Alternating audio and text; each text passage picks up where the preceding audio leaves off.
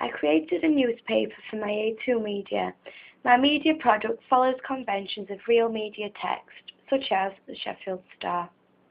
I created a masthead for my newspaper and chose to call my newspaper Bait and Peak, as the peak represents Crystal Peaks, which is a local shopping centre in my local area.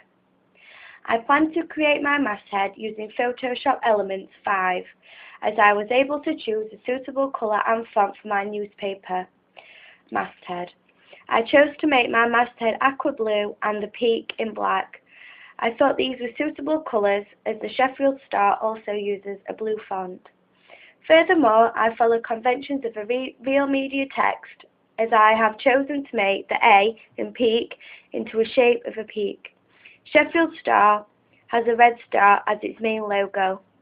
My idea of the peak represents Crystal Peaks, which I know my target audience would recognise as it is a very popular shopping centre within my local area.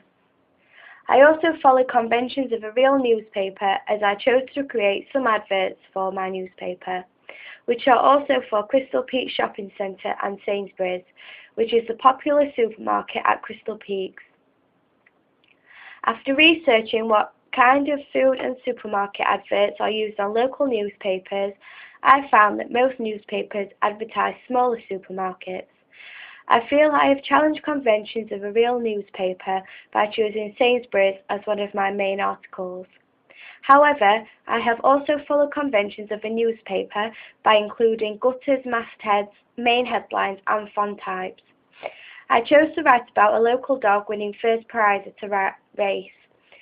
I researched main articles and also received a PowerPoint from my teacher about what topics are read most in newspapers, and found that gambling was the main topic which people found interesting. As this race was between greyhounds, money was put on each dog.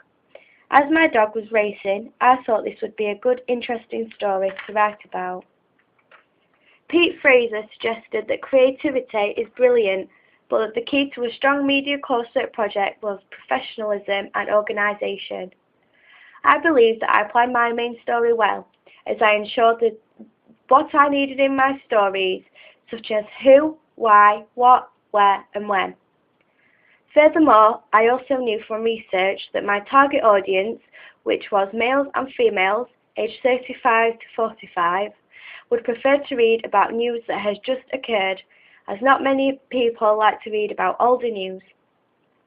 I also followed conventions of the Sheffield Star, as I included a jobs page plug underneath my masthead. I thought this would be suitable for my target audience, as they may want a new job, or they may want a new experience, or they may want to look for part-time jobs for themselves or friends and family of a younger age who are looking for a job. I have also included a content plug, which I think gives a more professional look to the newspaper. I have also included a dateline box, which makes my product look more formal to my audience.